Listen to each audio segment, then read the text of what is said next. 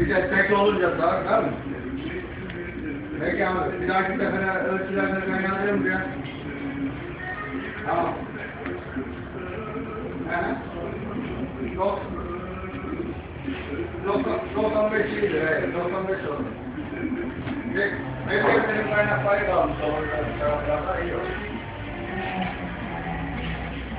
Ya, vallahi bilir ama şimdi iki şöyle buradan metod olarak iyi olur.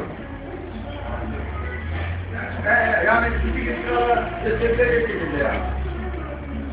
Oldu abi. Hadi görüşürüz. Hikayetini ben sana anlatırım zaten. Oldu abi. Hadi görüşürüz.